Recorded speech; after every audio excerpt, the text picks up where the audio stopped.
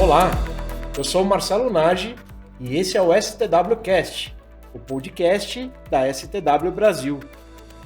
Hoje eu estou aqui com o diretor da STW Brasil, Adnan de Castro.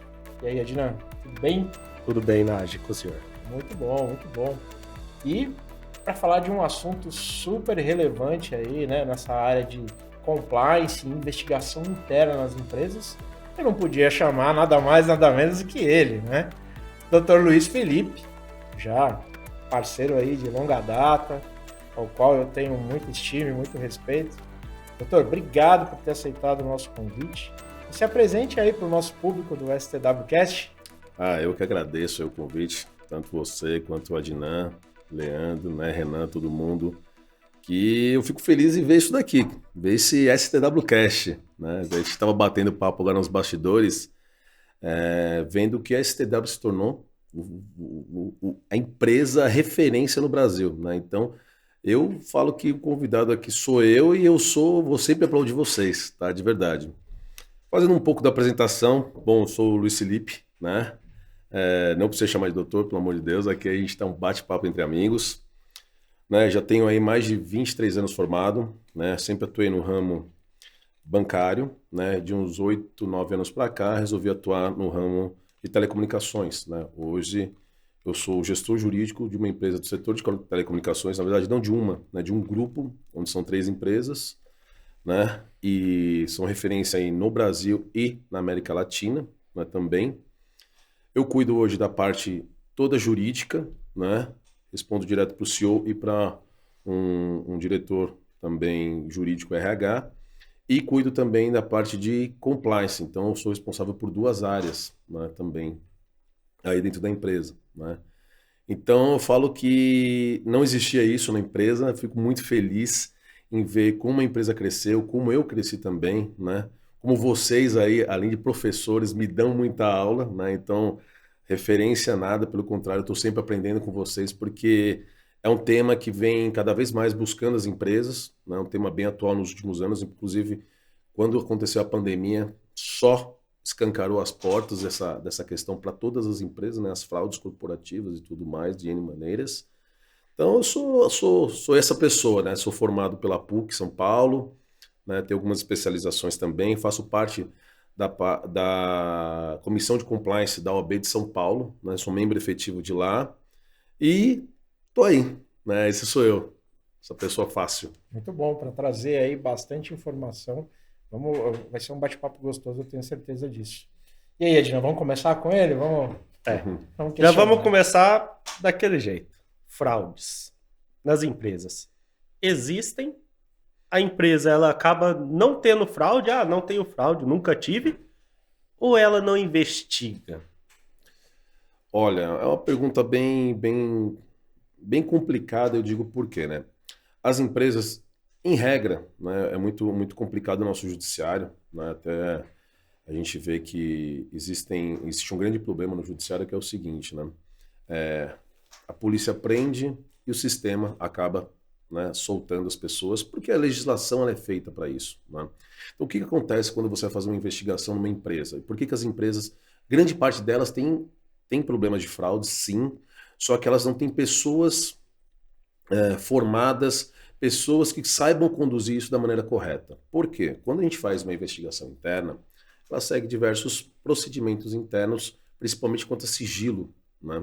Então a gente está falando aí de um canal de denúncias, normalmente pode acontecer, em regra acontece, ou canal de denúncia, ou até aquele bate-papo do corredor, na verdade, surge alguma coisa. Eu sou uma pessoa que está sempre antenada aí em ouvir tudo o que está acontecendo, né? Não só, né, nas empresas que eu trabalho, quanto em outras empresas com amigos meus, né? Eu tenho essa obrigação, né?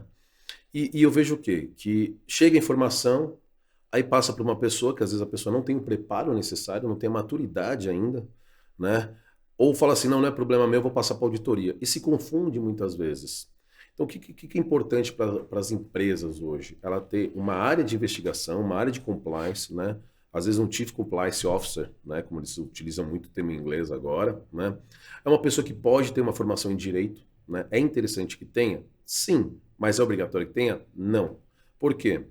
Porque você vai juntar a parte da legislação, os procedimentos internos, entendeu? As cláusulas de sigilo, o RH está muito ligado com essa parte de compliance, entendeu? Que são todos os ordenamentos internos, todos os termos que as pessoas assinam, né? Termos de conflito de interesses, confidencialidade e tudo mais. Então, em regra, as empresas elas tendem a não buscar, primeiro por quê? Porque se isso vazar, o nome dela no mercado pode ser denegrido, né? A gente tem visto aí nos últimos anos, infelizmente, né? Vou citar um exemplo que é público, então não tem problema nenhum, já está da mídia, é o caso da Lava Jato, né? O que aconteceu? Muita coisa aconteceu, muita corrupção aconteceu, né? Tá acontecendo a parte jurídica até hoje.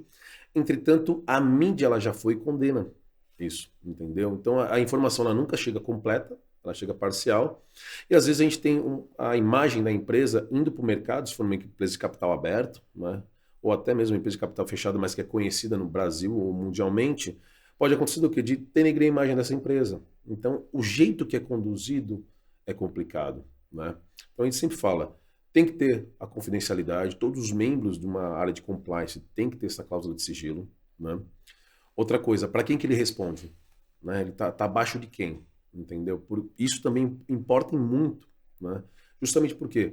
Porque eu lembro muito bem, vocês têm um curso, se não me engano, que chama Por Onde os Dados Vazam. Isso. Exatamente, não é? E aí eu faço esse paralelo, trago esse link. Por quê? Porque os dados vazam assim, né? Isso, queira ou não queira, é uma informação sigilosa. Então, acaba vazando. Um amigo tem um melhor amigo, que tem outro amigo, que de repente a empresa inteira está sabendo de uma investigação grande que está acontecendo, né? Uma coisa que é para ser preventiva acaba sendo reativa. E as empresas falam assim, poxa, então se eu não vou investigar, eu não tenho, né? Que ele coloca embaixo do pano. Não, faça o preventivo. Busque, pegue as melhores pessoas, pegue os melhores meios, os melhores sistemas para buscar isso, entendeu? As pessoas no mercado. Eu falo, você não quer ter uma área in company, né? De compliance? Tem empresas que fazem o quê? Pô, vai lá, faz um trabalho em conjunto, depois vai embora, e de tempos em tempos fazem esse tipo de coisa, entendeu? Essa parte do compliance, você acha que não tem esse tipo de investigação, tudo? É uma cultura aqui no Brasil isso?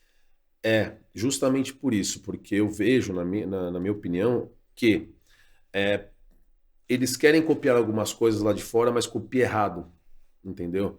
Eu vejo que tem grandes profissionais aí no mercado que têm o conhecimento, e hoje, uns 3 anos para cá, mais ou menos, as empresas têm investido bastante. Por quê? Na época da pandemia, a gente está falando 2020 para 2021, né, que todo mundo ficou em home office, todo mundo não ia para a empresa, o que aconteceu? As maiores fraudes aconteceram. Por quê? Porque a pessoa está com o computador na casa dela.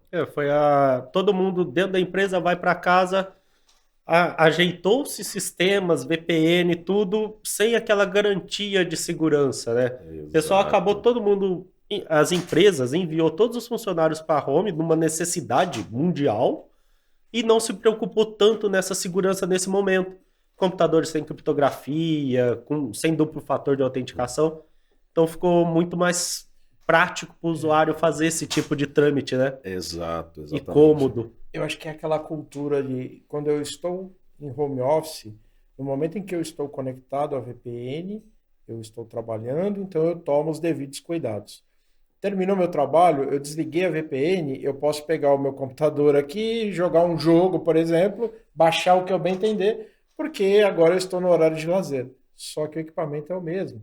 E mais, pode ser que eu tome todo o cuidado com esse equipamento, mas meu filho que está no quarto ao lado em casa, está ali baixando coisas no computador dele, sem nenhum tipo de controle, e o malware se espalha pela rede, né? Então, Exatamente. isso acaba gerando o quê? No momento em que aquele indivíduo se conectar de novo na rede corporativa, ele pode infectar essa rede como um pivô, né? Ele está sendo um pivô ali.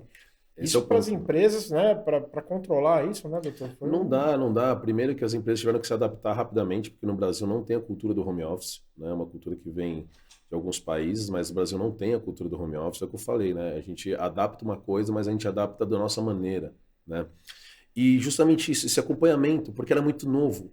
E aí precisava fazer com que as pessoas saíssem, fossem trabalhar, a empresa não pode parar, tá certo, né? As empresas não podem parar, bem certo, mas tinha que fazer alguma coisa. Então, a pessoa levava o computador, a pessoa utiliza o telefone corporativo como se fosse telefone pessoal, e não é o telefone corporativo, né? Eu vindo, como eu falei, do segmento bancário, Os bancos são bem travados quanto a isso também, mas não exclui as possibilidades de fraude. E outra, né, a pessoa o fraudador, ele tem tempo hábil. Eu falo assim, né, o fraudador, ele tem muito tempo para fazer as coisas, né? Eu falo que eu sou um pouco diferenciado porque eu gosto de ser diferenciado, que eu vou para campo. Eu vou para campo, eu não fico só no escritório, no ar-condicionado, né, na frente do computador. Eu quero entender o que está acontecendo e muitas coisas surgem na rua, né? Muitas coisas acontecem na rua que a gente nem imagina. Então o fraudador tem tempo para ver como é que ele vai fazer. Peraí, vou fazer a infecção de um sistema da empresa, como? Através de um e-mail, né? Através de um link que eu mando no WhatsApp corporativo, porque queira ou não Uma engenharia corporativo. social com algum funcionário Exato. conhecido ou conhece alguém que conhece alguém. Entendeu? Então as empresas têm que investigar, sim. É o que eu falo assim. Se tem uma não conformidade, tem que resolver. Está tudo conforme, maravilha, continua investigando. Eu acho que assim, de novo, fazer o preventivo. Fazer o reativo, eu digo que é fácil. Tirando o prejuízo, óbvio, que você tem. Fazer o preventivo é muito mais difícil, né? Você tirar aquela zona de conforto das pessoas. A conscientização, né? É mais Exato. difícil você fazer isso com o pessoal. Eu acho que o usuário, né? E eu me coloco como usuário, é difícil entender, mas não é problema meu isso. Não, é problema seu sim. Se a empresa for prejudicada como um todo por causa de um vírus, por causa de alguma coisa que você passou batido, um número que você pegou e deveria ter checado e não checou, passou de uma área X, Y, Z e teve essa fraude, a gente vê que pode ser que a gente tem vários tipos, né? Um delas é o roubo formiguinha, um exemplo. Se você tem um grande estoque, a pessoa vai lá e começa a fazer pequenos roubos, né? E aí não percebem, né? Que é o famoso roubo formiguinha. Ou roubo aquele que é perpetrado mesmo. Tem essa parte de engenharia social, pô, como é que a gente vai fazer? Aonde que essas pessoas andam, né? Qual tipo de equipamento, material que elas usam? Ou computador, como é que eu vou fazer? Ela tem acesso ao quê? Autenticação de 2 fatores, não é? Precisa do quê, entendeu? Então, as empresas, elas têm que fazer isso, investigar, independente de pensar como vai ser minha reputação. A reputação primeiro tem que ser interna para depois ir para o mercado. Entendo. Mas a gente está falando muito aqui de área de compliance, investigando internamente para procurar fraude, né? Mas, doutor, eu sei que o senhor tem bastante experiência nessa área também do passivo trabalhista, né? Investigação para o contencioso trabalhista, né? Compartilha com a gente um pouco dessa experiência. Legal. Isso daí é muito bacana, até obrigado pela pergunta, porque o pessoal acha que a parte de compliance é só compliance criminal. Só isso. E não é. Você tem o compliance trabalhista, você tem o compliance civil, você tem o compliance contratual, né, o compliance tributário. Basicamente, como eu poderia colocar no caso o compliance trabalhista? Um exemplo, eu sou dono de uma empresa e aí o meu colaborador, eu vou disponibilizar o quê? Vou disponibilizar ferramentas para ele poder trabalhar. Perfeito. Só que, normal, você tem que disponibilizar um controle de jornada, certo? Seja por ponto, seja por um sistema no próprio aplicativo, no computador, no celular. E você tem que acompanhar isso. Outra, os níveis de informação que esse funcionário vai ter, né? Então, por exemplo, um funcionário que ele vai lá e trabalha 18 horas por dia, 15 horas por dia. Poxa, não só o RH, quanto o jurídico, quanto até o gestor daquela pessoa, diretamente ele é responsável por isso. Então, compliance, basicamente eu vejo como você fazer a prevenção das áreas. Hoje, no Brasil, a área trabalhista, né, e ainda mais com o advento de 2017, foi a reforma trabalhista que a gente teve, o que aconteceu? Antes de 2017, né, fazendo um resumo bem rápido para o pessoal entender, o que acontecia? Você entrava com uma ação, eu vou pedir numa ação 50 mil reais. Perfeito, porque eu acho que o Luiz tem direito a isso e aquilo, 50 mil reais. Aí, depois você colocava assim, não, agora os advogados, né, eu falo que fomenta muito isso também, olha, a legislação mudou. A gente não precisa mais colocar quanto que a gente acha que efetivamente o Luiz tem que receber. Vamos colocar o valor que der. Colocava R$1 milhão. Qualquer valor aleatório jogando ao extremo. Exatamente. Isso é um problema. Isso é um problema muito grande, porque aí você começa a ter ações multimilionárias no mercado, né? E aí teve a reforma trabalhista, e aí, nessa reforma trabalhista, o que aconteceu? A reforma trabalhista falou, olha, não dá para todo mundo que vai ingressar com uma ação, né, buscar um contador. Então você tem que colocar a expectativa disso daí, quanto que seria do direito. Mas depois mudou de novo, tirou isso daí, tirou a trava, né, que tinha o limitador, vamos colocar assim. E hoje a gente tem aí ações multimilionárias, né, nos mais variados setores. E legalizou uma coisa que é muito complicado hoje no mercado brasileiro, que é a compra de créditos trabalhistas. Você vê grandes empresas, que não falo nem são empresas jurídicas, são grandes empresas comprando créditos. Aí eu falo, olha o que fomenta o mercado. Então, aquele cara, aquela pessoa, na verdade, que, como você falou assim, o compliance trabalhista, aquela pessoa que você poderia acompanhar, fazer um preventivo, evitar com que aquela pessoa faça hora extra demais, evitar com que ela tenha um desvio de função, evitar com que ela tenha uma exposição porque não está com os EPIs adequados, entendeu? Acompanhar isso, o compliance trabalhista, as empresas falam assim, não vou fazer. Tá errado. Porque isso daqui pode ser que depois fique mais caro para você, entendeu? A mesma coisa na questão tributária. A gente sabe que tem localidades no Brasil que você tem isenção tributária, né? Vamos fazer assim, vamos fazer assado. Vou fazer aqui, mas sempre foi feito aqui a questão do ISS, né? Tem discussão agora também, né? Para onde vai, para onde vem, principalmente agora com essas compras que a gente tem da China, né? A questão que vai tributar, não vai tributar para o usuário, vai tributar na fonte. O usuário, quando, por exemplo, hoje Minas Gerais é um estado que é tributado quando você faz as compras internacionais, né? Principalmente coisas vindas da China. Mas eles estão querendo tributar os outros estados. Então, assim, as empresas, de novo, o compliance, resumidamente, para aquela pessoa que não tem tanto conhecimento fundo, é fazer um acompanhamento, fazer um preventivo, monitorar, criar travas, dar a segurança, né? Prevenir, detectar e corrigir. Eu posso falar que são os 3 pontos pilares principais do compliance, são esses. Prevenir, detectar e corrigir.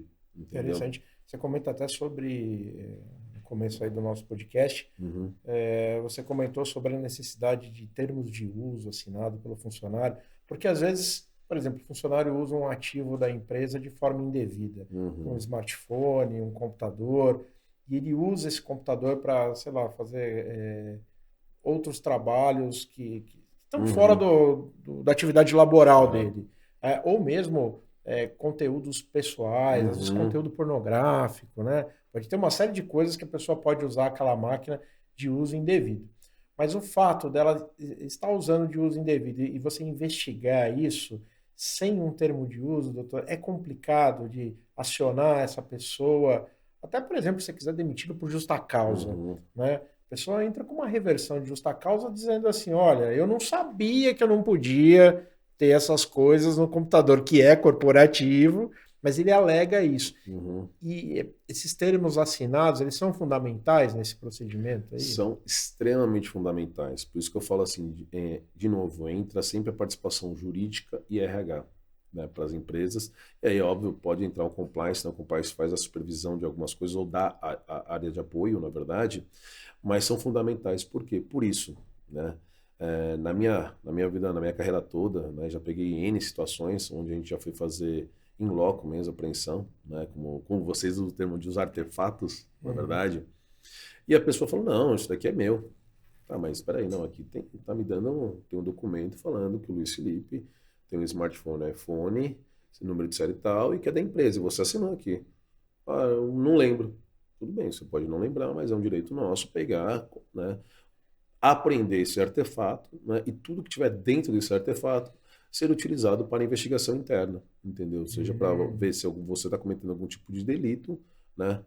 Seja para você fazer alguma coisa que não está nas normas e procedimentos da empresa, por pornografia, coisas regulares, né? Fazer um trabalho que dê conflito de interesses, né? Que eu sempre falo, Tem conflitar isso também, né? conflitar, né? O conflito de interesses. Eu sou advogado, mas então o Luiz no telefone da empresa que ele representa, ele está fazendo um trabalho aqui do setor de telecomunicações contra o setor de telecomunicações. Poderia? Não poderia, conflito de interesses. Então é uma responsabilidade que tem que ter. Por isso que tem que andar igual um relógio suíço, né? Sincronizado, bem alinhado, né? Bem conversado e o principal, divulgado. Eu acho que assim, para o usuário, ele entende, eu fiz isso quando eu entrei na empresa, assinei 300 mil folhas. Tudo bem, mas você sabe o que você está assinando? Você sabe a responsabilidade até onde vai? A maior coisa que acontece é o RH chega, dá aquele monte de papel para o cara assinar, o funcionário assina, tudo. Não lê, ele assina ali na hora, são 30, 40 páginas. Ele não leu uma linha daquilo. Ele só assinou e entregou de volta. O RH vai arquivar aquilo como uma prova, com utilização posteriormente. O usuário nem sabe mais onde ele colocou aquele papel depois. E não leu. Eu acho que esse é o grande problema dentro das empresas, né? Muitas vezes, por ser muitos artefatos que o funcionário assina no momento da contratação, né, da admissão dele, a forma de arquivar essas informações, porque muitas vezes a demissão ou, sei lá, a suspensão do funcionário ocorre depois de anos, né? Às vezes é uma pessoa que já está lá há 10, 20 anos na empresa. E às vezes esse cara já trocou de equipamento várias vezes. Aquele primeiro que ele assinou já nem existe mais esse equipamento, já foi para outro usuário e não foi atualizada essa documentação. Por isso que eu falo, não só, eu brinco que RH, jurídico, setor de compliance, as áreas de apoio, a área de TI, né, que normalmente é a área que dá os equipamentos eletrônicos, celular, O que a gente viu nesses últimos anos é a proximidade da advocacia com o pessoal de tecnologia. Exatamente. Antes eram dois mundos totalmente separados, hoje um basicamente está complementando o outro, seja pelo compliance ou pela LGPD. Isso, exatamente. Eu falo o seguinte, todo mundo faz parte de uma empresa como se fosse um grande corpo. Um é um braço, um é um órgão X, um órgão Y, um órgão Z. Só que se eles não se falam, dá problema. Então, de novo, todo mundo trabalha o corpo, né? Cada um tem a sua função, cada um tem a sua obrigatoriedade. Mas todo mundo tem que andar em conjunto, né? Não é que eu falo que hoje, né, eu estou muito próximo do RH, eu fico muito feliz com isso, né? De alguns anos para cá eu estou muito próximo com o RH, desenvolvendo coisas com o RH, porque eu falo que, já diz, recursos humanos, né? Pessoas humanas, né? E o jurídico, isso é o que eu falo na minha vida inteira, né? Tentar tirar o juridiquês para a prática mesmo. Porque nós utilizamos termos jurídicos, termos em latim e tudo mais, é muito bonito. Mas na prática, o que eu posso ser responsabilizado, doutor? Eu posso ter problema com isso? Pode. Por quê? Eu não imaginava. Não, verdade, acontece isso, isso, isso. Vem aqui no RH, vem entender. Vamos sentar nós três juntos? Pode acontecer isso, pode acontecer aquele outro. Entendeu? É humanizar. Eu acho que a palavra é humanização, entendeu? As pessoas têm direitos, deveres e obrigações. Esses são os pontos que eu vejo. Interessante. Uma coisa que eu acho importante aí salientar, doutor, é no momento em que a gente fala, bom, todos os meus funcionários usam artefatos corporativos, notebook, smartphone, enfim, qualquer outro, um tablet, qualquer dispositivo que você forneça para aquele profissional trabalhar. No momento do desligamento desse funcionário, o ideal, né, é que você tivesse a preservação forense desses equipamentos. O que muitas vezes a gente vê é o pessoal de TI pegando o computador, o smartphone, formatando, né, fazendo reset de fábrica e colocando para outra pessoa trabalhar, porque você precisa de recursos para aquela pessoa trabalhar e não há porquê. Se o equipamento está bom, está funcionando, você guardar isso no armário, né? A gente sabe de vários casos de grandes empresas, né, que mantiveram estoques de computadores de ex-funcionários justamente com medo porque você pode tomar uma ação trabalhista em até 2 anos, né? Exato, exatamente. Você tem um ativo muito caro parado ali, aguardando alguma coisa que pode acontecer, né? O ideal seria que todos esses ativos, no momento do desligamento, não só no momento de investigação, né? Eu tenho um suspeito, mas o ideal é que toda e qualquer pessoa que se desligasse da empresa, seja porque foi demitida ou porque pediu o desligamento, que esses equipamentos fossem preservados, né? Eu sei que na sua gestão aí, nas empresas que você trabalhou ao longo aí do tempo, eu sei que você já tem essa cultura. Sim. Mas, por outro lado, deve ser difícil evangelizar isso dentro da empresa, porque tem um custo, né? Sim. Diferente de uma cópia copiar e colar que o pessoal de TI consegue fazer, a cópia forense, né, ela envolve um procedimento mais detalhado e que, por consequência, tem um custo maior. Qual o critério, doutor, que você acaba utilizando? Porque, como não dá para... Ainda não dá, qual o critério que você usa e qual é a principal argumentação com o board da empresa para você convencê-lo de falar, olha, eu preciso preservar, porque isso vai ajudar a gente lá no contencioso, por exemplo. Eu vou falar de um caso, mais ou menos, quando eu tinha mais ou menos uns 10 anos de carreira, aproximadamente, foi legal quando eu entrei nessa empresa. É o que você falou, né? Evangelizar, né? Cada empresa tem uma cultura, né? Eu acho que o principal ponto que quando a gente entra numa empresa, é muito fácil criticar. É muito simples, né? É muito simples alguém na minha casa e já falar, pô, você tem tem Heineken, não tem Bud. Principalmente a parte de procedimento dentro da empresa, né? Pô, vocês estão fazendo esses procedimentos aqui, ou vocês não estão fazendo? Exato. São muitos, né? A pessoa chega numa empresa, parece que ela descobriu o Santo Grau. Né? Chega assim, oh meu Deus, o Santo Grau não é assim. Tem a cultura da empresa, né, que eu falo sempre, temos os limites legais. E quando eu cheguei nessa empresa, era muito engraçado, né? Eu, desde jovem, assim, desde novo, né, quando eu fiz direito, eu mexia com DOS. Né? Vocês vão lembrar de DOS, eu mexia com DOS. A maioria... Isso entrega muito a minha idade, mas eu vou lembrar. Assim. Eu vou falar que vocês viram no YouTube, eu já mexi com DOS, né? Eu não mexi com isso. Não, então, não é da minha época. Além de advogado, o senhor é um grande entusiasta da tecnologia, né? Eu gosto muito disso. E eu fico feliz. Eu fico feliz porque isso é uma coisa que hoje, né, quando você é jovem, você não entende, mas hoje, quando você já está com mais idade, você fala assim, pô, que legal que aprendi. E quando eu cheguei nessa empresa, tinha cultura, tinha área de tecnologia, né? Eu entrei para cuidar do jurídico e eu sempre fui um rapaz que gosta de caçar assunto, fuçar as coisas, né? Como a gente fala no interior, fuçar. E aí eu falei, pô, o que está acontecendo? Porque está acontecendo algumas coisas aqui, né? Tô vendo que eu entrei para cuidar da área civil na época, né? E aí eu com viés um pouco trabalhista, minha especialidade não era do direito do trabalho, né? É a especialidade da minha esposa, também advogada, mas com certeza isso daí foi mudando, né? E hoje eu consigo entender, nunca vou ser igual um expert que estudou a faculdade inteira e tudo mais, mas é o que eu falo, a gente vai buscando conhecimento e conhecimento onde ele estiver. E aí eu cheguei na área de TI e falei, pô, como é que vocês fazem, né? Quando tem algum roubo aqui, investigação. A gente faz o seguinte, doutor, a gente pega lá o computador, tira o HD, coloca num saquinho, compra um HD novo e coloca aqui. Eu falei, simples assim? A informação tá no HD, acabou. A polícia vem aí, eu entrego para ela. Eu falei, não, gente, peraí, tá errado.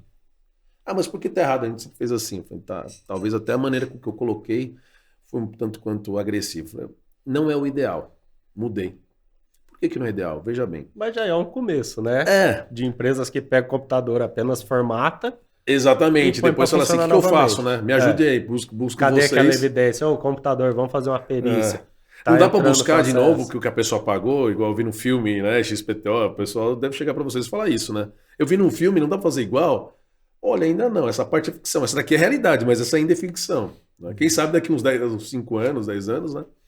Eu falei, então não é ideal por quê? Quando a gente tem uma investigação, e isso lá nos primórdios, quando nem existia a palavra compliance ainda, né? Compliance é mais recente. Quando tem uma investigação policial, como é que eles fazem para preservar? Você sabe se você... Vamos lá, se eu for uma pessoa mal intencionada, quem me diz que você não colocou alguma informação lá dentro? Bom, mas eu não fiz, doutor. Tudo bem, estou falando bem. Uma pessoa mal intencionada, quem me disse que você não tirou uma informação lá de dentro? Poxa, eu não sabia. Eu falei, então. Ainda mais hoje, chegar hoje, né, com esses computadores mais novos, com criptografia dentro da placa-mãe, eu tirei aquele HD e vou guardar ele. Senão, a semente, acabou. Né? Como tem o Mac lá, o chip T2. Exato. Você não vai mais ler aquele HD se não for naquele computador. E você só troca o HD e guarda ele. Essa prova... O conhecimento, né, na aquisição forense é muito importante. A pessoa de TI ali que está no dia a dia, o desenvolvedor, a pessoa de suporte, muitas vezes ele não tem esse conhecimento. Quando eu falo preserve a informação, mas preserve de maneira correta para que você possa, inclusive, usar num eventual embate judicial. Né? Não adianta falar, eu vou guardar isso só para depois ser curioso e pesquisar se tinha alguma coisa errada. Não vai adiantar, porque você não vai poder usar aquilo como materialidade de sustentação como prova digital, né, doutor? Exato. E é muito engraçado que depois que a gente sentou e conversou, né, eu expliquei, falei, olha, tinha um diretor jurídico, expliquei para ele, nossa, não sei o que, vamos tirar essa pessoa. Não, calma, a pessoa não sabe.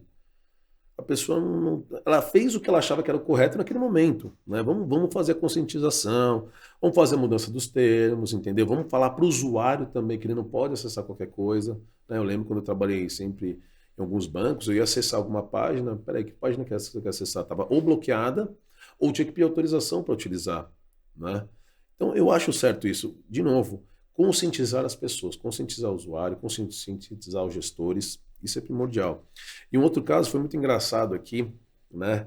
Que eu lembro, eu usava Lan House, também entrega a minha idade. Lan House, né? Falta falar de BBS agora. Que é isso? E aí eu lembro que uma vez eu estava numa lan house, estava acessando tudo mais, as páginas, eu fui usar um pendrive, daí não sei por que eu cliquei na máquina, no C da máquina.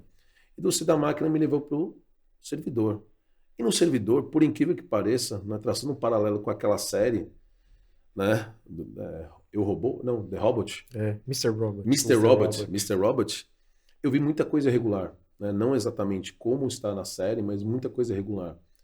Eu chamei o dono, né? Falei, cara, eu fui acessar aqui, aconteceu isso. Pô, não sabia. Eu falei, então, eu não sou de TI, busque uma pessoa para te ajudar nisso, entendeu? Todo mundo que pega aqui, você só coloca as horas lá, pô, meia horinha, 15 minutos, jogar um Counter-Strike ali e tal, um corujão da madrugada, mas você não sabe que está transitando naquilo, entendeu? Então eu falo, lá atrás, eu olho hoje com os olhos, né, de um profissional da área de compliance, eu falo, olha isso, olha o usuário, olha quanta gente passou, não sabe que podia baixar, podia instalar, os malwares, né, como vocês atuam muito. Então, lá atrás, de novo, o Brasil ele foi melhorando, tem muita coisa melhor, tem.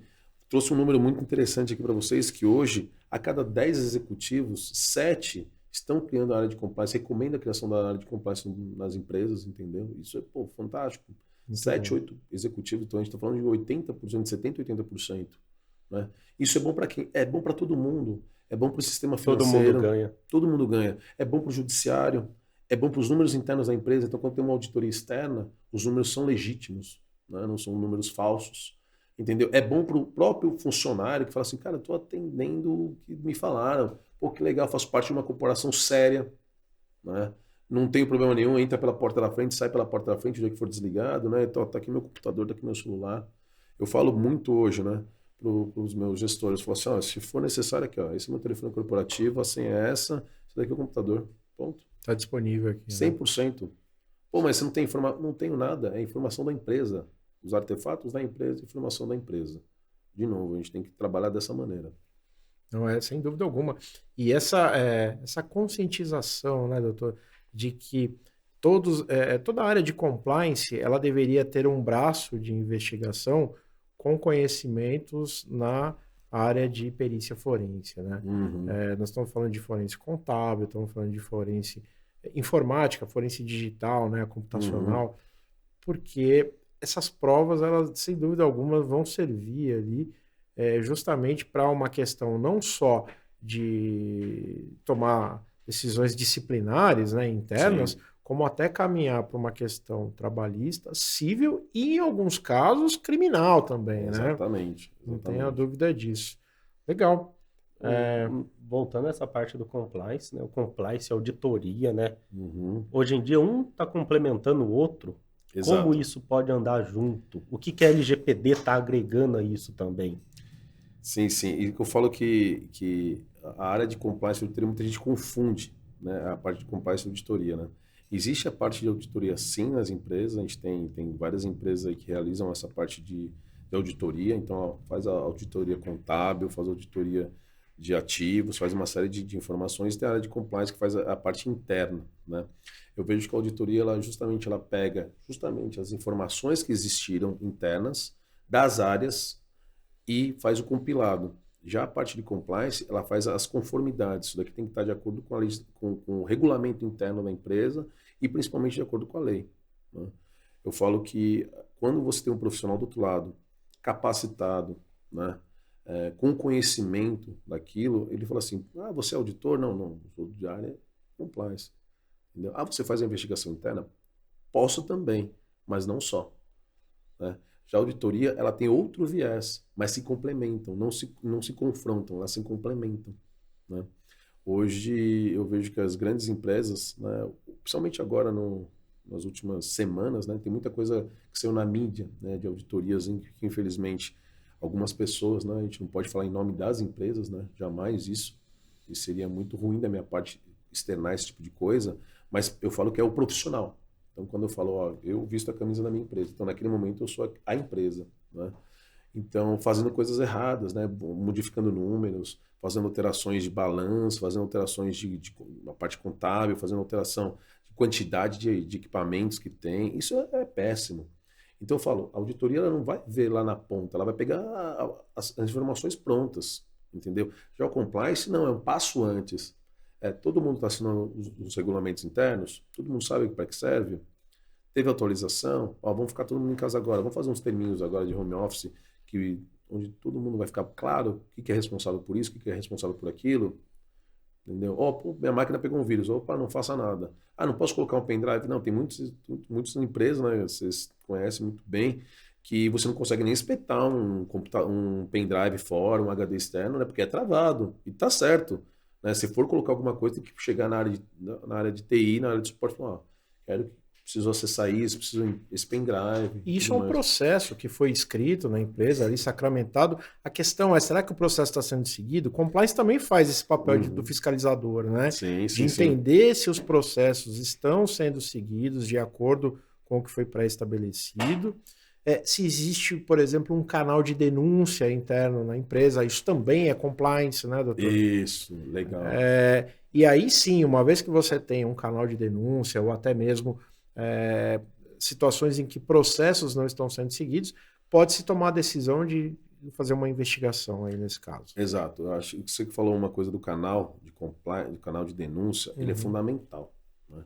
Eu falo que toda empresa deveria ter um canal de denúncia, porque nem sempre as pessoas, vamos citar um exemplo meu, nem sempre todo mundo vai ficar satisfeito em conversar com o Dr. Luiz Felipe. Pô, sei lá, o advogadão lá da empresa, o XPTO.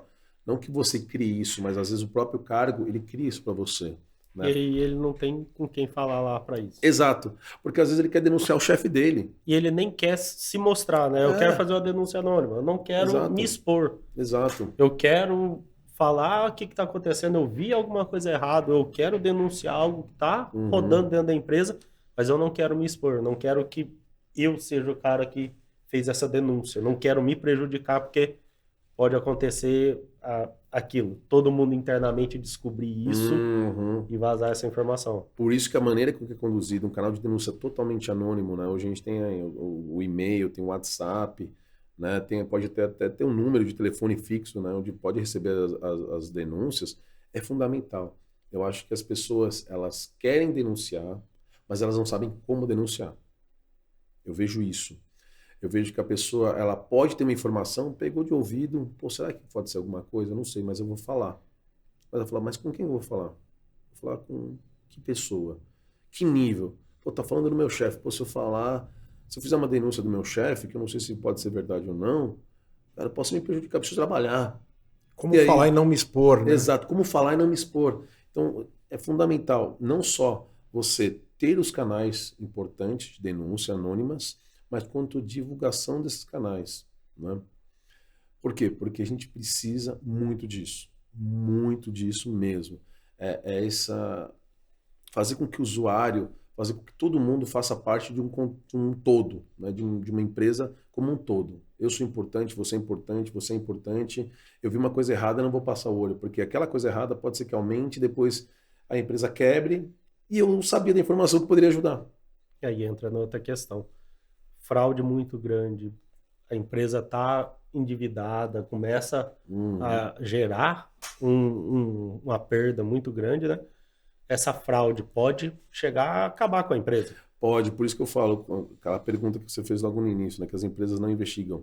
Por isso que elas têm medo de ir além e vazar a informação. Além disso, ter uma perda no mercado, perder a imagem dela, ter a imagem dela totalmente deturpada, né, arranhada no mercado, sem credibilidade, aquelas pessoas serem responsáveis e tá tudo bem, tá tudo ok. Não, todo mundo é responsável. Eu falo assim, eu falo para mim e para minha equipe.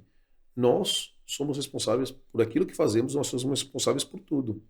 Se você vê alguma coisa que não tá legal, denuncie, converse comigo, converse com outra pessoa que você acha importante, entendeu? Denuncie, fale. Não guarde aquilo para você. Né? De novo, às vezes eu lembro que quando trabalhava numa empresa de grande porte, eu ficava andando na rua, né? Daí eu via às vezes algum funcionário perto da empresa, tudo, eu falava, ei, tudo bom? Você tá? Pô, doutor, tudo bem? O doutor, chega aqui. Pô, fala aí. Doutor, queria falar uma coisa para você. Falando, fala aí, o que acontece? Bom, o meu coordenador ali, eu acho que ele tá fazendo um por fora. Sério, é? E durante o horário de expediente. Pô, sério, é? Faz o seguinte, isso já é uma denúncia. Né? Quando você tem um cargo de gestão, isso daí já é considerado uma denúncia. A pessoa já denunciou para você. Então você já culpa, você pode formalizar depois. Os canais internos, tudo mais, levar para um comitê, isso é importante falar até. Dependendo da empresa, a empresa pode criar um comitê, se for uma coisa muito grande, entendeu? Com as áreas específicas, então você pode ter a parte, um controller, que é o gerente financeiro, né, o diretor financeiro, você pode ter o gerente de RH, diretor de RH também, né, que tem esse viés, a parte jurídica e o Chief Compliance Officer, né, também. Então, isso é importante. Então, você cria um comitê para falar, pô, olha, nosso banco aqui está com uma fraude gigantesca, sério, como é que vai ser? Opa, vamos conduzir assim, vamos conduzir assado, vamos nos respaldar, vamos investigar, entendeu? E depois dar um relatório. Eu acho que importante também é ter o relatório final, conclusivo. Conclusivo? Ótimo. Inconclusivo, por isso, por aquele outro, entendeu? Quer dizer, budget para investigação na área de compliance não deveria ser considerado despesa, é investimento, né? É garantia da marca, é garantia da transparência da empresa, Sim. Mostrar o quanto ela está preocupada em trabalhar corretamente. Deveria ser considerado assim, né? Deveria ser considerado. Eu falo que logo no início, no primeiro banco que eu trabalhei, eu falei assim, nossa, qual que é o nosso budget? Né? Eu cheguei todo felizão, assim, jovem de tudo. Falei, qual que é o nosso budget? Eu falei, não, Luiz, a gente não tem budget. A gente não tem budget, mas a área de marketing tem, a área tal. Não, então a gente não tem budget. Compliance não. Não, a gente evita perdas. Mas o investimento que a gente fala e justifica é para evitar perdas nas ações trabalhistas, para evitar perdas em problemas de estoque, para evitar perdas na imagem da empresa perante, sei lá, a Febraban, entendeu? Ao mercado, perda de credibilidade no mercado, que hoje a gente sabe muito bem, credibilidade é tudo, né? Eu sempre brinco que o nome, nosso nome pessoa física e o nome de empresa é tudo, né? Então, isso, o jurídico não tem budget, mas ele evita perdas consideráveis, bem grandes.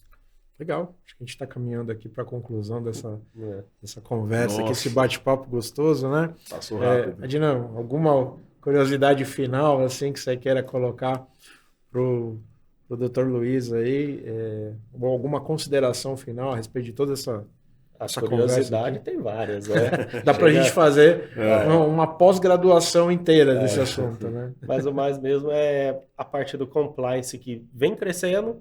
É um assunto, igual você falou, novo, não é tão antigo assim, começou a surgir. A LGPD precisa muito do compliance junto. Exato. E os procedimentos de investigação interna, né? Muita empresa não sabe que existe, acaba fazendo investigações aleatórias, e o que isso pode prejudicar lá na frente, no judiciário. Como você falou, o compliance está ali para evitar perdas. O que isso pode evitar lá na frente, lá, se não for feito corretamente? Falando em ações milionárias hoje em dia, né? Que passou daquela açãozinha do funcionário de 50 mil para 1 milhão, 1,5 milhão. O cara pedindo várias coisas, inclusive danos morais. Exato. Verdade. Legal. Doutor, uma conclusão aí sobre tudo isso. Que recado você deixa aí para as pessoas que estão, principalmente, começando na área de compliance, ou tentando implementar isso dentro da empresa? Ou tentando entender o quão isso é importante para ele. Qual a dica, né? Tem uma dica de ouro aí? Dica de ouro. Primeira coisa que eu posso dizer, vou traçar uns pontos aqui. Primeira coisa, estude. Segunda coisa que eu sempre falo, e isso eu levo para minha vida, seja humilde. Por que seja humilde? Porque quando você tem humildade, você vai lá e você transita em todos os lugares. Você é como uma grande veia principal do corpo, que tem os capilares, né? Nas aulas de biologia, trazendo aqui, e você consegue ir em todos os lugares. Você sendo dessa maneira, você sabe tudo o que está acontecendo. Então, você sabendo tudo o que está acontecendo, você se especializando, estudando, né? Estudando, e de novo, a gente tem uma gama aí de empresas que fazem isso, né? Que ensinam as pessoas, mas seja curioso. Entenda o porquê, tem uma razão. Por que eu quero seguir essa carreira de compliance? Né? Para ajudar na questão trabalhista, para ajudar na questão civil, tributária, empresarial, criminal, né? Por quê? Então eu falo para todo mundo, faça com brilho nos olhos. Eu falo que eu sou uma pessoa bem-sucedida não pelo aquilo que eu trago, mas porque eu faço aquilo que eu amo, entendeu? A profissão que eu escolhi é essa. Eu tenho um prazer tremendo assim. Eu chego para minha esposa e falo, Cris, você não sabe o que aconteceu, isso. Né? Eu falo com meus amigos, aconteceu isso, vou fazer assim, vou fazer assado, quero ouvir a opinião dos outros, ouça a opinião dos outros também. Né? Não faça só o seu juízo de valor. Compartilhe. com quem pode, respeitando sempre os limites aí, né? Seja na sua empresa, seja internamente, mas o principal, faça com amor, dedique-se, estude e se aperfeiçoe. E aí o sucesso é conclusão. O começo você já conseguiu. Um poeta, né? Dr. Luiz é um poeta. Dr. Luiz, muito obrigado. Adoramos aqui a sua participação. Eu agradeço muito. Adriano, obrigado aí mais uma vez por acompanhar nesse momento tão importante para a gente aqui na STW Brasil. E se você gostou aí do nosso STW Cast, né, o podcast da STW Brasil, e queira conhecer muito mais temas relacionados à compliance digital, como esse especialista aqui que está conosco, ou queira conhecer outros temas na área de tecnologia e segurança da informação, segue a gente aqui para mais novidades. Obrigado. Obrigado, gente.